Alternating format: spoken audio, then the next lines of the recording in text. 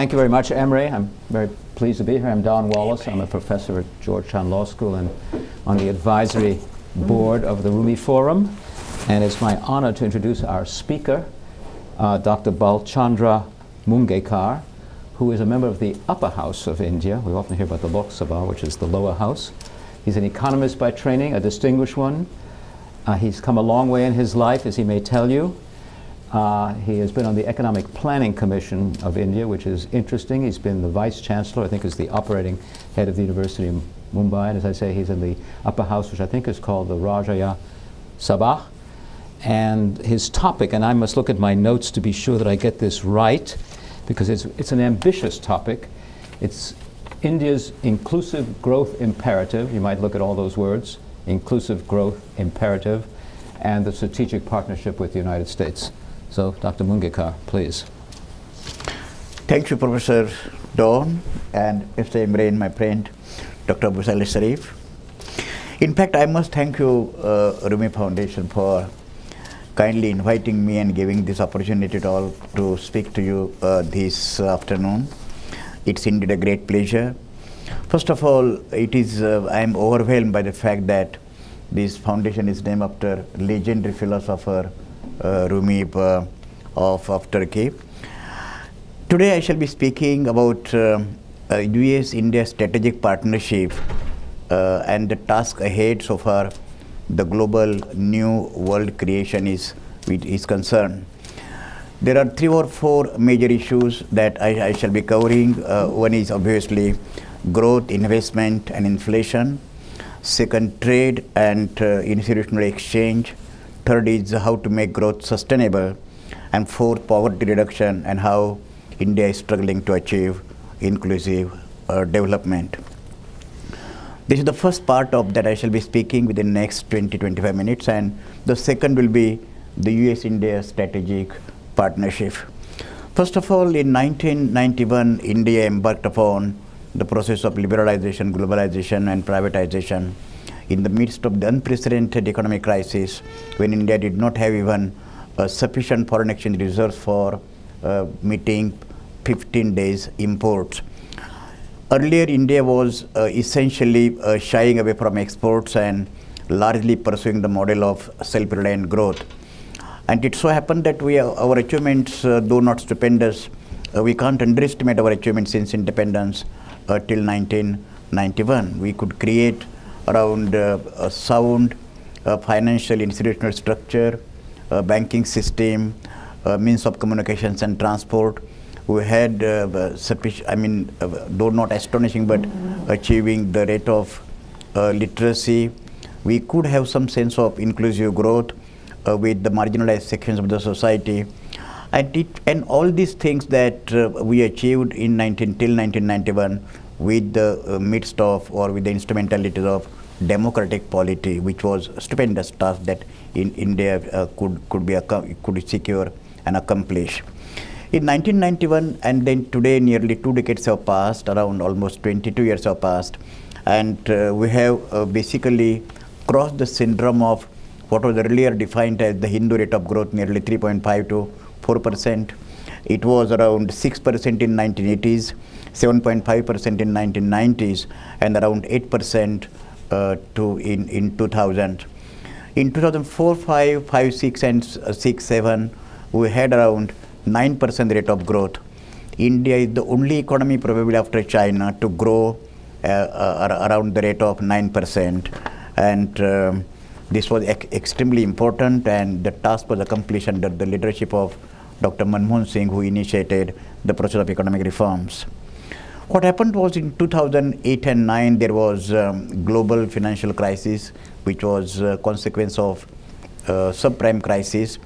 Subsequently, it reached the Europe, and the whole European countries suffered from Eurozone crisis and sovereign debt crisis.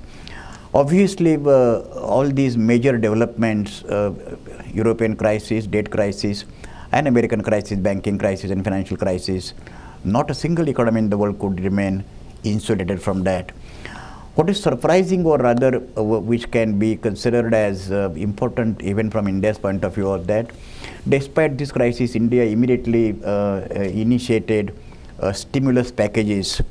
Between 2008-9 and 2011, India injected nearly 2.5% of GDP worth financial stimulus packages, which could be considered in Keynesian theory as the autonomous investment, and which could give India, even in the midst of financial crisis of 2008-9, we had 6.5% rate of growth.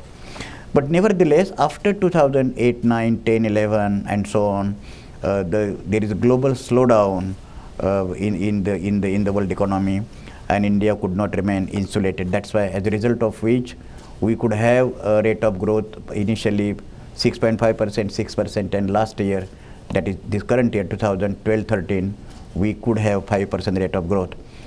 I think even then, if we look into World Bank and International Monetary Fund global watch, we find that after China, which still grew around 9% or so, and Indonesia around 5.5%, India is the only third economy in the world to grow at the rate of say 5% or so. That's why, from point of view of growth, though it is slowing down, India is able to maintain its resilient stand, and so far this onslaught of global slowdown economy is concerned.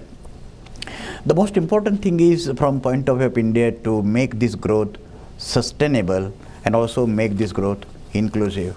When we had 11 5-year plan for 2006-7 to 31st March 2012, the motto of the 11 5-year plan to secure a high rate of growth around 8.5 to 9% and make this growth sustainable. I mean, growth this inclusive.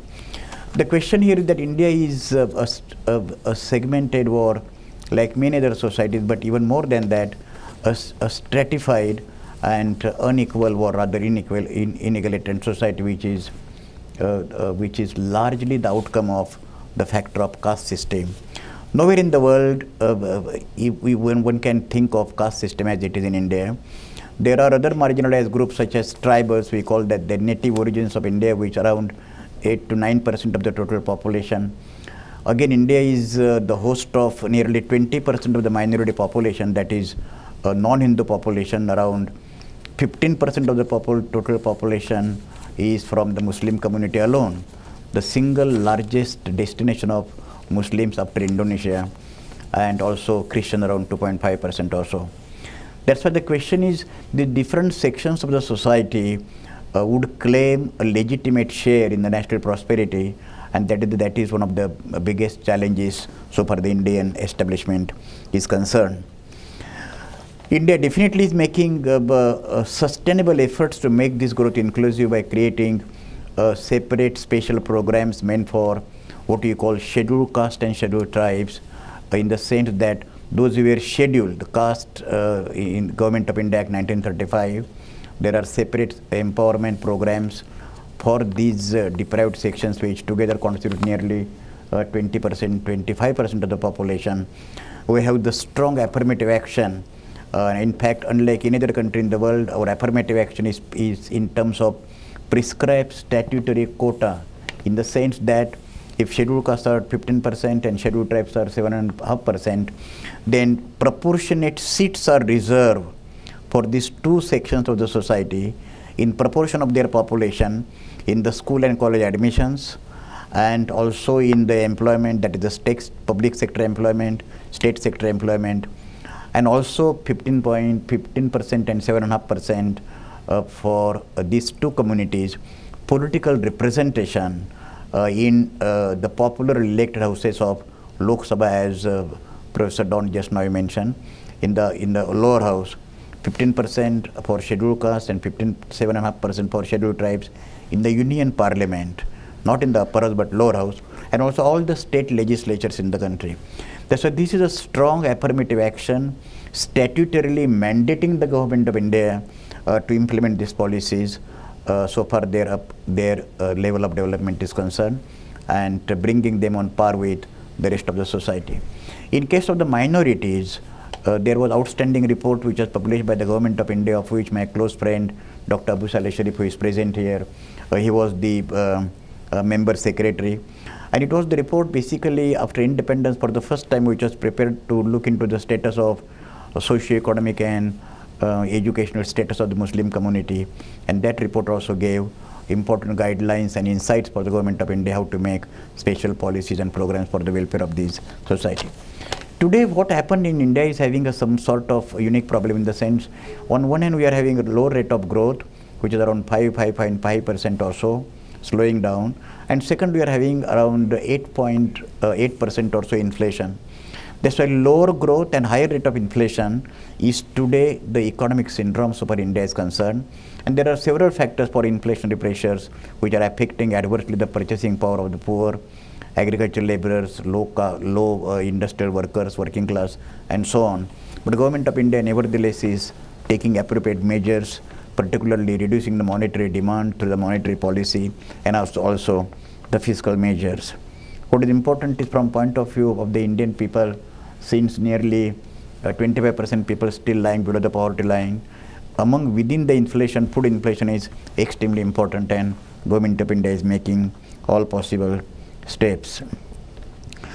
So another thing, important thing according to the gap between the rural and urban India, the economic benefits because of historical reasons such as access to land, higher education, professional and technical education, absence of or otherwise of access of resources and income generating assets, Indian growth is not becoming sufficiently inclusive, despite the fact that government is taking all possible measures.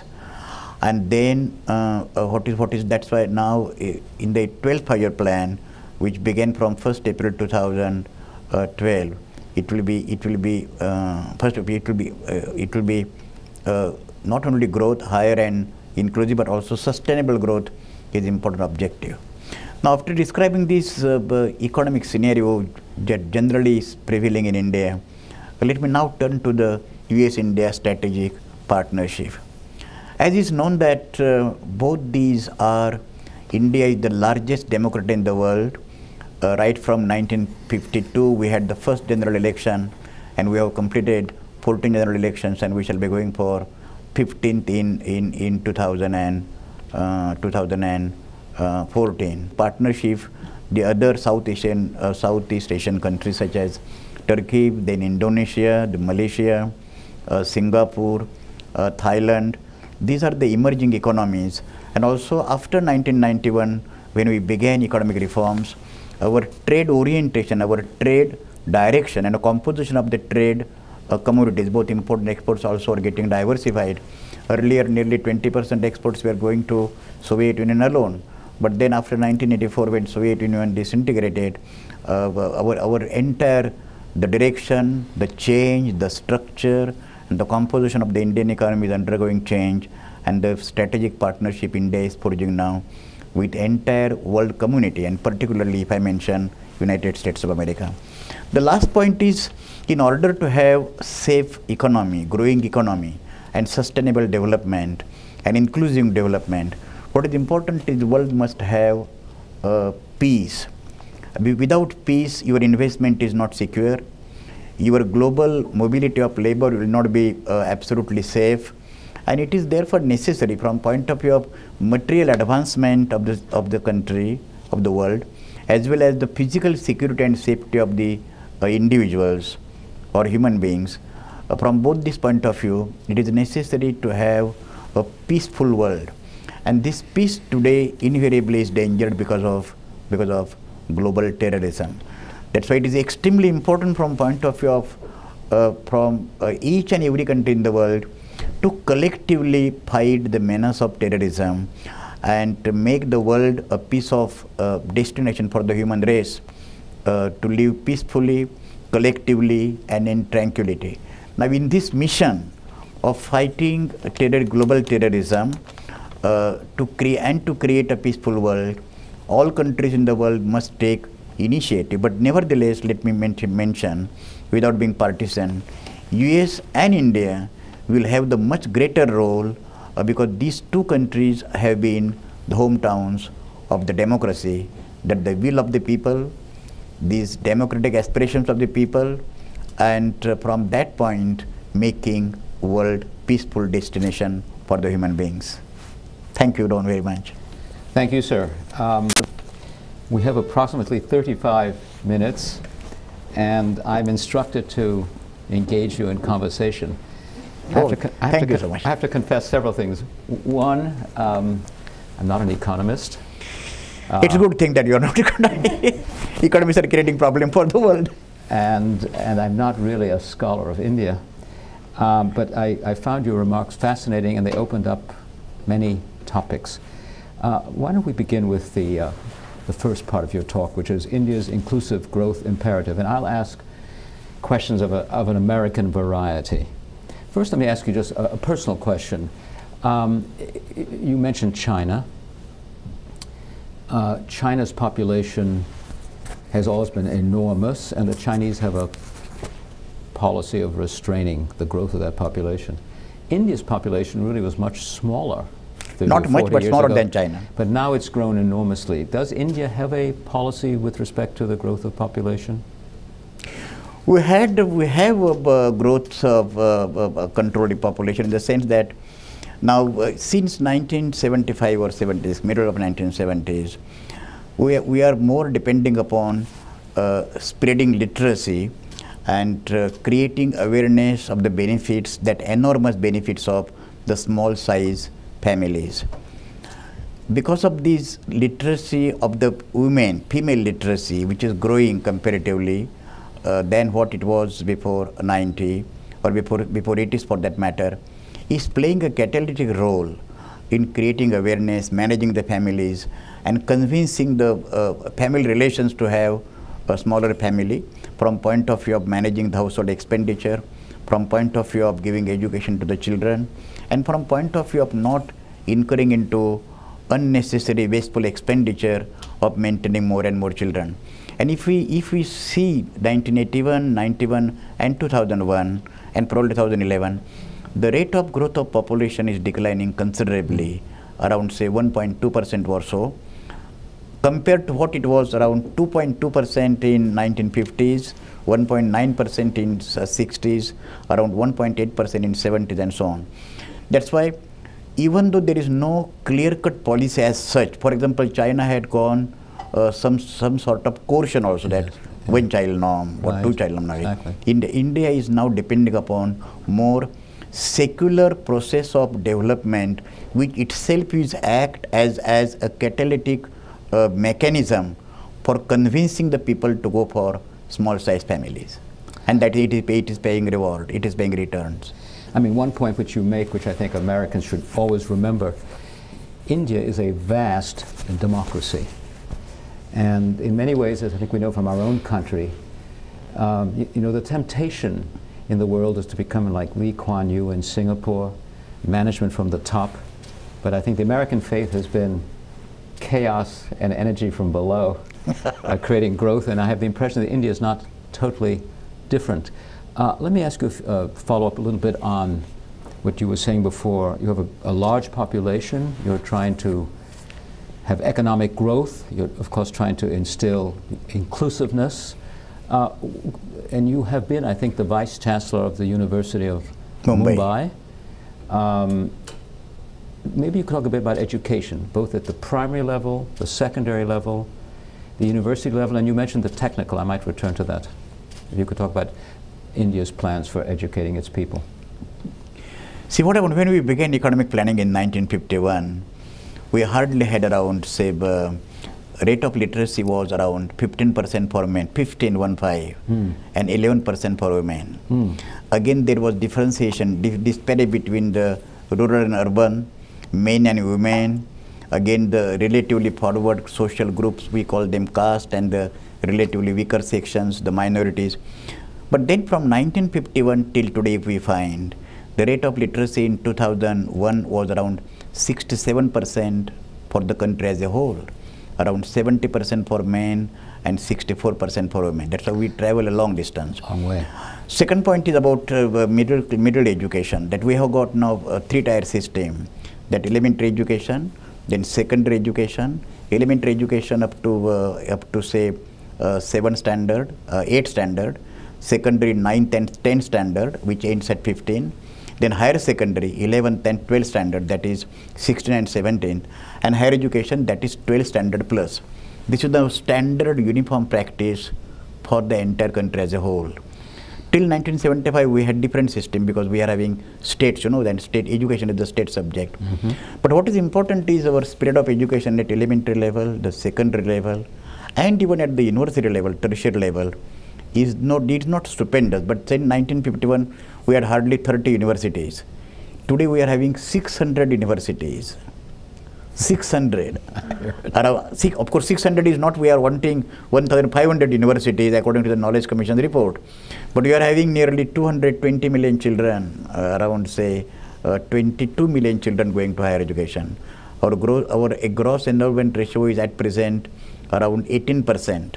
18% of the proportionate age population children today are in the education. In the 10th period, it was around 10.5% or so. What is the compulsory school leaving age? How long must children stay in school? Now, compulsory, we did not, we had informal compulsory education, but we passed, Government of India passed Act in 2010, which is called Pre and Compulsory Education between the age of 6 and 14. Till 2010, this was enshrined in the Indian Constitution's directive principles of the state policy. It was guiding principles.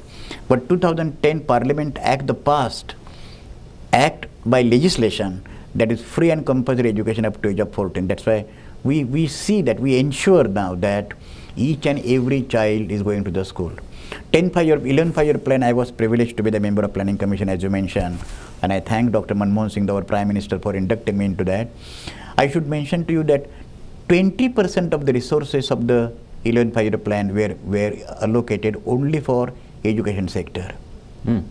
And now, in the 12th-5-year plan, which is now in operation now, we find that around 60% of the resources are earmarked for social sectors. Because if India is convinced, if we want to really reap the benefit of demographic dividend, then the social sector investment, particularly health and education, is extremely important. Let me press you a little bit. My wife and I traveled through Tamil Nadu and Kerala. The most advanced states of our education is concerned. And you know, as you drive along, you see these, you mentioned these technical institutes, but you also see business schools. They sort of sprout out of the field like crops of corn.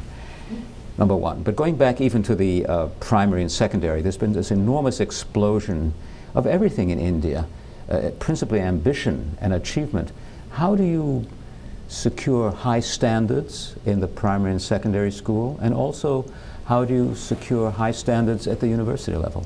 Two things are there. One is that Professor, you absolutely raised the correct question.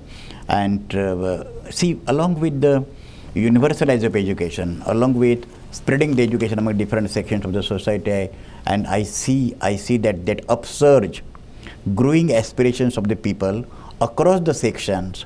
Even the scavengers want that their children should be growing and taking higher education. But along with these more and more spirit of education at the primary as well as secondary level, we also are confronting with the problem of how to maintain and enhance the quality of the education. And from point of view of that, we are now going towards compulsory training. First of all, we introduced what is called midday meal. It means that around 200 million children, that is 20 crore in terms of India, 200 million children today, they are taking midday meal around 11:30 in the afternoon. Pre-cooked meal, for which we are spending nearly 28,000 crores of rupees in terms of Indian currency. That is giving the sustenance to the children. It is reducing the dropout rates and also giving the physical sustenance to the children to have mental concentration. Second point is, we are now making classrooms relatively of smaller size, that not more than 30 children will be in one class, that we are creating additional classroom, thousands of additional classroom. Third, we are going in a major way for giving proper training to the teachers. And then we also are going for a method where not more than there will be teacher-student ratio 1:30.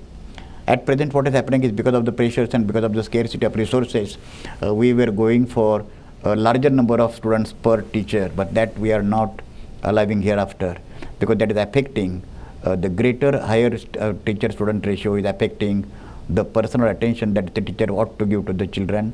And that is why these some of the measures. Now what happens, the quality of the elementary and secondary education, regretfully, is not that encouraging today, but the measures that the government of India has been taking during last 5-6 years, and the measures we contemplate in for the next for future, definitely will enhance the quality of elementary and secondary education. One thing one feels about India is the tremendous ambition of a very energetic democracy. Let me change the focus a little bit. In the old days, probably before the current Prime Minister, India was known for its bureaucracy. I think it was called the Permit Raj, that it was very hard to get permits. Now, the economy has opened up. When I was in India, I was impressed, and the suggestion is that because permits must be gotten, many people want them, there's a temptation for corruption. But I was impressed by a young man, an architect, not an economist or a lawyer, who said that what he called RITA, the Right to Information Act, was something very powerful. And as a lawyer and a law professor, that impressed me. And I wonder whether you could talk a bit about that, because that's something most Americans know nothing about. See, I mean, if I could say that during last 2 decades or so, after India embarked on economic reforms, the single major event, one was that we could successfully dismantle license permit quota raj, which was outdated, which was counterproductive, which was counter growth, and which was counter industrialization. That was one of the greatest missions and the accomplishments of the process of globalization. But the second important thing, as you mentioned, India sustained one of the largest bureaucracies in the world. And we had these basically planning apparatus and public sector undertakings and so on. Not that entire bureaucracy could be considered as responsible for the ills of the Indian society, but this Right to Information Act that we passed in 1908, that is a single instrument to make the governance more and more transparent. The Act says that any citizen of India wants to know anything relating to the government policy, the implementation of the policy, and at various levels, what have been the reactions and attitudes and positions at different levels, the government level, the ministry level, the bureaucracy level, the administrative levels. All details are supposed to be transferred and made available to the complainant or the seeker of the information within 30 days. It has to the large possible extent, it has succeeded in making the government transparent, accountable, and responsible, both the politicians as well as the bureaucracy. And the accountability and the responsibility, these are the 2 hallmarks of successful democracy.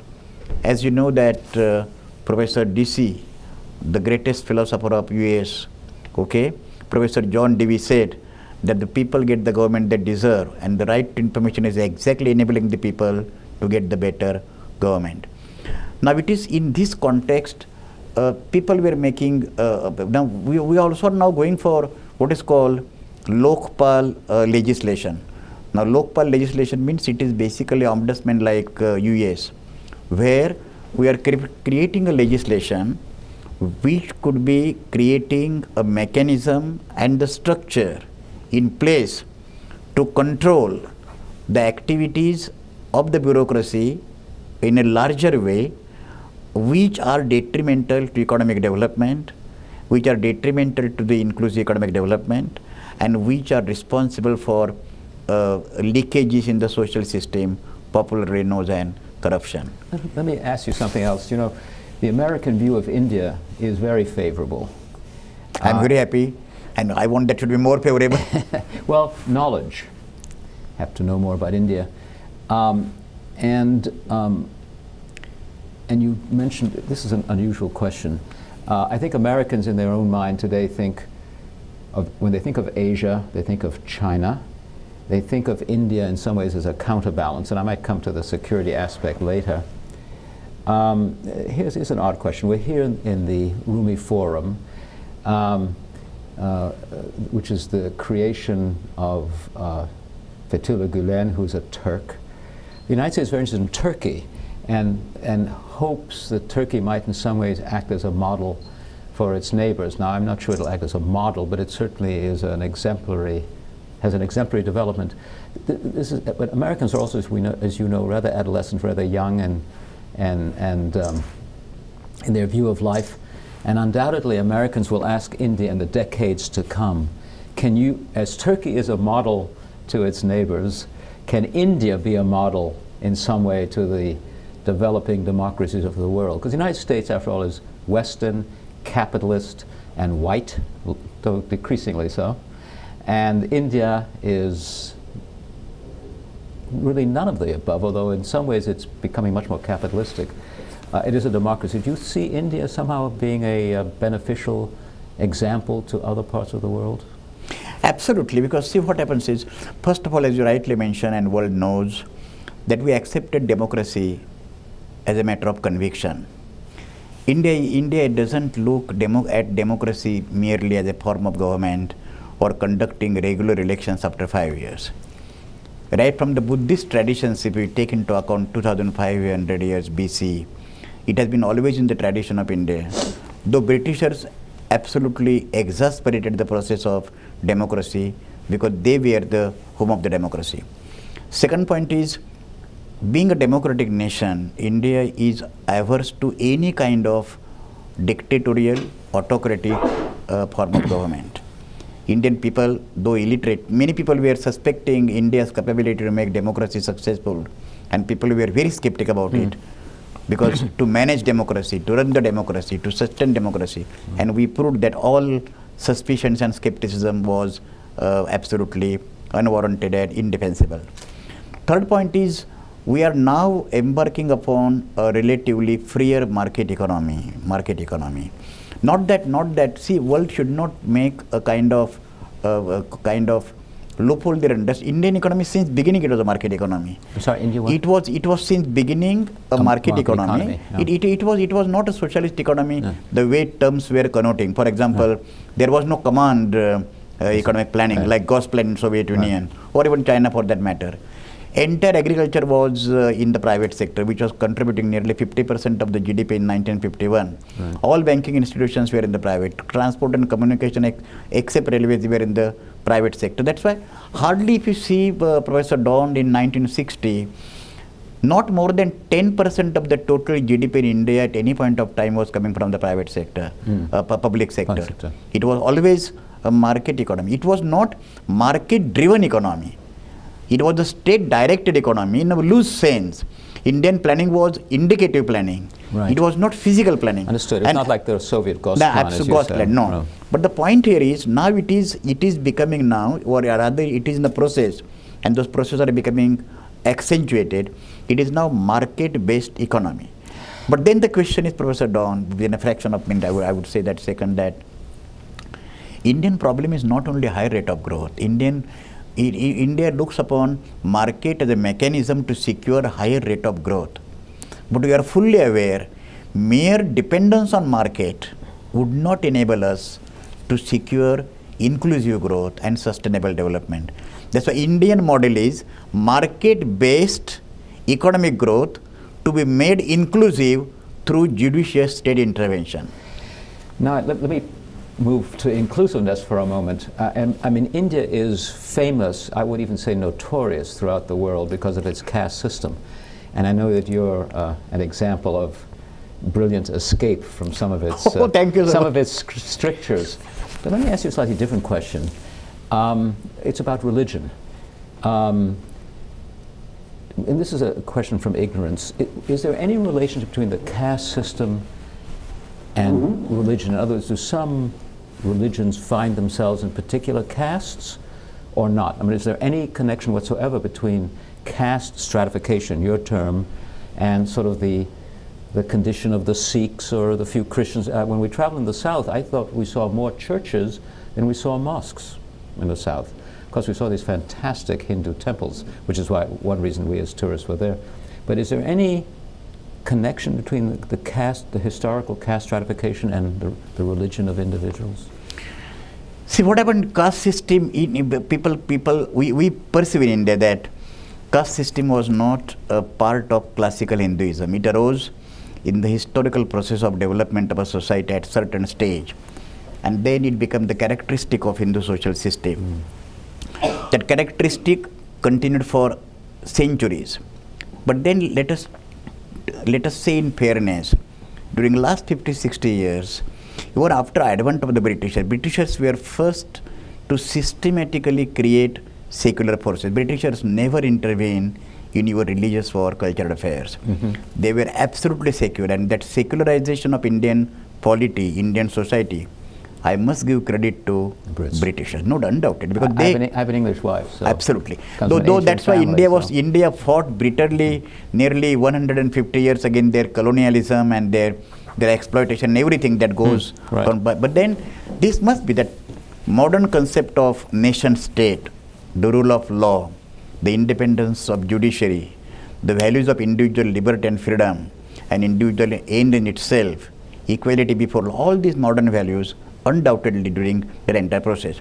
As a result of which, when we began industrialization after independence and the means of communications and transport, then growing mobility of labor, then urbanization, rate of higher and technical education among different sections of the society is definitely reducing the earlier disastrous consequences of caste hierarchy for the relatively lower sections of the society. The question is that, so but now let us take the relationship between Hindus, Muslims and Christians for that matter.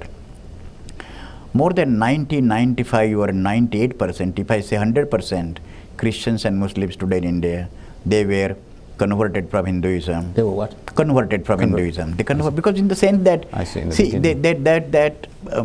Hinduism, since because of the rigid caste system and because of the total unequal distribution of the privileges, relatively upper caste got all the privileges of, say, economic, social, political power, and the relatively lower caste, they were stigmatized to physical labor, lack of access to education, lack of access of all development mechanisms. As a result of which, people were tempted to cross the religion. Today, religion as such, does not play that important role as it was playing before 50 years, 60 years, or before 100 years. The question is, Indian society is becoming more and more secular so far their overall governance is concerned. But nevertheless, the political process in India is not free from, or rather totally free from, this kind of impediments. Right. That's why we shall find the society and the state. At one end, the society is more progressive than the society because nation state is becoming more prominent, and the society is responding to that. And if Indian situation or political management by all the political parties, if they successfully shun away, from caste considerations, from religious considerations, and they genuinely evolve in a much more strong way in the near future. We are making systemic efforts over that to create a secular polity, which is secular by constitution. Right. But then, if we totally underestimate the importance of role of caste and religion, in the political process, I think we shall be still a vibrant, more secular society than what it is today. You know, I could ask you many questions on that, but I won't. Maybe I'll ask you one more question, and then we will ask our audience if they have questions, and please think of them even as we speak. The second half of your talk is the strategic partnership with the U.S., and you did touch on that and the reasons for it. Again, I think in the American mind, the first thing that comes to mind is the nuclear deal between President Bush and India. And I remember when my wife and I were traveling in India, we came in Mumbai, we had a very educated lady, young woman, guide, and actually I'm a Republican and relatively conservative, but I said, what do you think about this sort of nuclear arrangement in the United States, thinking that this upper class law school graduate young woman would be a pacifist and would say, nuclear weapons? She said, every country is entitled to nuclear weapons. Why shouldn't we have them? It startled me. I'm sure many Iranians think exactly the same, unfortunately. But what is your view of that aspect of the U.S. relationship, the sort of military, nuclear, whatever your thoughts are on that? See, basically, I should mention to you, Professor Don, that India is looking towards nuclear energy more as a source of energy for industrial development and overall accelerating the pace of economic development, and not necessarily, or rather as a source of nuclear weapons. Nuclear weapons from India's point of view, they are incidental. They're what? Okay, incidental. Incidental. It's not India's primary concern towards nuclear deal is electric is a power. See, today we are shortage of nearly 50% of the power today. India is getting from your thermal power, and as a result of which it is extremely costly. It's not clean. It is not sustainable. That's why, and it is from that point of view, Dr. Manmohan Singh insisted, and the government under his leadership insisted. And you know that at that point there was no confidence motion in the parliament, and still the government survived. Yes. The question is looking towards nuclear power as a source of energy rather than creating weaponries. And the second point, India since beginning, in 1974 when we got for first nuclear explosion during the times of Mrs. Indira Gandhi, it was exactly on the day of Buddha Jayanti. Of what? Buddha Jayanti, in the Buddha's birthday. Really? Yeah. It was 1974, it was in May somewhere, and that was Buddha's birthday. So then people say that Buddha smiled, that the Buddha throughout his life preached for non-violence and peace, and it was that day was chosen for a nuclear explosion. I hope no one call it the Buddha bomb. It would be a horrible thing. But even from that point of view, yeah. I do not know what world perceives from India's intention. But let me tell you, without being partisan to India, being as I am citizen of India, I am also citizen of the world community. I think that India never in the history has shown any kind of extraterritorial aggressive posture. India is the country which would like to defend its sovereignty and freedom at any cost. But even let us take the case of Bangladesh war, when it became unsustainable, where millions of people crossing the border in 1971 because of this Pakistan establishment, then only India intervened. Other India did not have any. See, from 1947 to 1971 December, that war began 3rd of December 1971, and within 18 days the war all concluded. India waited for 2 long years. But it was unsustainable.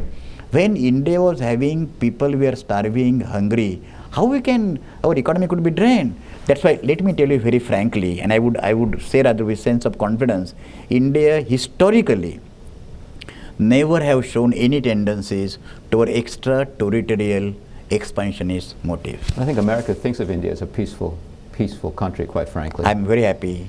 And I hope it stays so.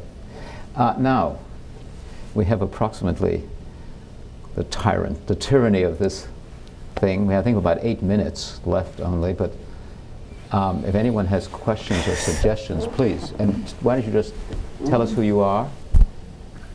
Thank you. And I have to admit, I came here also particularly attracted by your biography, your life, which I think in many ways exemplifies India and exemplifies, I think, what's possible in India and what can be done in India. In that sense, you are an example. So to respond to your question about whether India thinks of itself as exemplarist, exceptional, as a model, I think it has definitely some lessons which apply to several southern countries. I have one question, very frank, direct question related to your biography and your life. Do you think it would be possible for someone similar to you in today's India, growing up in the Konkan region, a small village like you did, to follow the same path you followed? Maybe easier, more difficult, the same? What's your guess? How easy would it be for a small young Mungekar, Dr. Mungekar student to follow in your steps in today's India? Which you are so intimate to me, because you have become now part of my whole intellectual and biographical apparatus, you know. See, basically what happened in Indian society, I came to Mumbai from Konkan region, from my native place, village, small village, around 2,000 population in 1960. And I wish that those people similarly situated, certainly did not experience that kind of caste drama, or caste trauma rather, for that matter. Two, three things. One, I took my entire high school education in Mumbai. Okay. Second, the school was absolutely secular in its orientation. Third, teachers were extremely progressive in their outlook. Almost all the teachers and the management, it was totally immune and exempted from caste considerations. The teachers played extremely important role in my life. In fact, I would say that the three forces in my life which they made my life, okay? My autobiography now is coming in English, Making a Life, and that is up to 18 years, and then I'm writing the second part of that. Three forces shaped my life. One is my father, though illiterate, absolutely longing for higher education, and my son should become somebody. Second, my school teachers, okay, during my formation years. And third, my wife, who gave me also all sustainability and support. But then I began this journey in 1960 when I joined high school in Mumbai. But thereafter now, when I see last 50 years my own journey, similarly situated, similarly motivated, and those who are able to get the benefits of communication, transport, urbanization, your information technology knowledge. I had exercise notebooks and I was purchasing the books on roads because I did not have money. Now there is no more situation. If you get one small second-hand computer, you can get entire network facilities. That's why the most important beneficial instrument today to the boys and girls similarly situated me as I was 40, 50 years ago. The most important instrument is of technological device. That's why the examples of Mungekar could be much more multiplied on a much bigger scale because of technology, which is essentially secular and far greater motivating force in your personal upgradation. Thank you so much. I have one final question, unless, you know, Americans live from their headlines, unfortunately, and one of the headlines is this horrible episode of the rape in Delhi. And I guess my question is this: I am the father of two incredibly high-powered daughters and a very able son. How about the female Mungekar? In other words, the impression I have is that women are rising in the Indian system. They're becoming educated middle class, and yet the population is still largely, as you there's a large rural population. There are many urban poor. They probably have some more traditional social values. And I'm just wondering, will the progress of women be smooth or not smooth in the next, say, decade in India? See, I understand these apprehensions, but let me tell you very frankly, what happened in January 13th of this year, that young, innovative, energetic lady, Nirbhaya, was gang raped. With all fairness, I should say that it was aberration, and that is not the universal experience of all the cities in India. There are certain instances which are worrying, and then government is taking proper steps. In fact, we are bringing, we already brought legislation in this budget session of the parliament, which is crime against women. We have brought the legislation, and I think the entire society, all non-governmental organizations, entire intellectual class, the judiciary, the lawyers, academics, professors, and students community, they all have been sensitized, and then we shall pass the legislation. Second point is, as you mentioned, after 1951, Professor Don, if I want to mention single illustrious achievement of India after independence, it is women's empowerment. Because women in India, unlike any other country in the world, they were suffering from not only class position, but the caste, the culture, the geography, and then your color complexion, each and everything they were having the odds, and they successfully created the space for them. And the thing is that I should mention specifically the role of Mrs. Sonia Gandhi, the Congress president. She recently completed 15 years, and also the UPA chairperson, United Progressive Government, and then her personal interest and all Indian intellectual class and Indian society at large is totally got involved and engrossed into women's empowerment, and no social, political or cultural force or aberration we shall allow to come in the way of women's all-powerful development. We have about 1 or 2 more minutes. Dr. Sharif, you have the last word. My name is Abu Saleh Sharif. I am Chief Scholar of the US-India Policy Institute located in Washington, D.C. I just want to add a couple of footnotes to the narrations of Professor Mungekar. One is about the population growth. Yes, importance to female education, which is rightly mentioned, but we do have what we call not a family planning program, but a reproductive health program. That program is working very well, and in fact, fertility decline today is much faster in states where we never expected it would decline, like UP, Bihar. And there is also a controversy about the high Muslim population growth rates. And in fact, the new evidence suggests that actually the fertility decline today is much faster among Muslims than Hindus. Interesting. Because the Hindu fertility is already declined. So there is a very secular fertility decline and population decline in India. So that is the positive story. But the most important issue about the growth is because we are a youth population. And the youth population means that there is a population momentum built up which will go on for at least another 2 decades.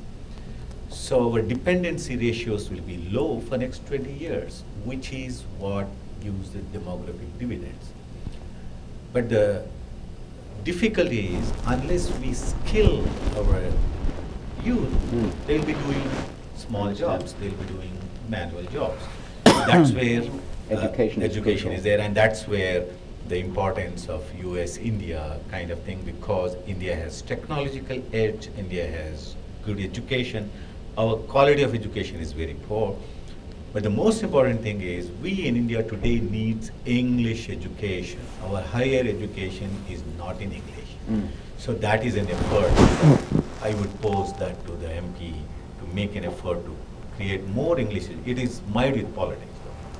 So the last and finishing point is, the Nirbhaya rape case became a glorious situation or example, because a rape occurred in a bus, in a public bus. Earlier, even today, rapes occur in private cars. So, but the Indians did not tolerate that happening in a public bus. So there is a very clear departure as to why people revolted, because a public safety issue was at stake in a public bus. Thank you. I think we've come to the end of our time. There's so much more we could discuss. We're really grateful to you, Dr. Mungekar. Thank you very much, Professor Dawn. Not just for a personal example, of course, but all of the things you've said to us today. So thank you very much, and I want to thank Emory and the Rumi Forum and all of you. Thank you very much. Thank you very much.